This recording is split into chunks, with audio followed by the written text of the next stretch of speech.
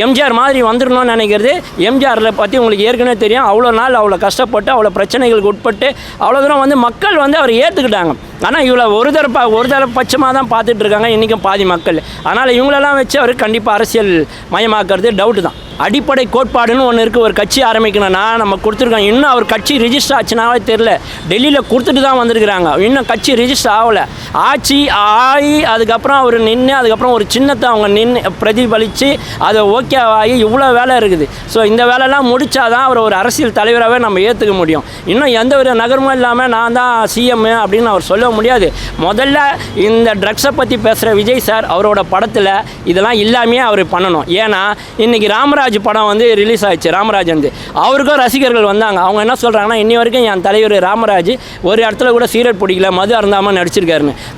சிவகார்த்திகேயன் மீம்ஸை நீங்கள் பார்க்கலாம். அவ்வளோ தூரம் சிவகார்த்திகேயன்லாம் அவ்வளோ சீரட் அடிக்கிற சீன் நடிக்க மாட்டாங்க.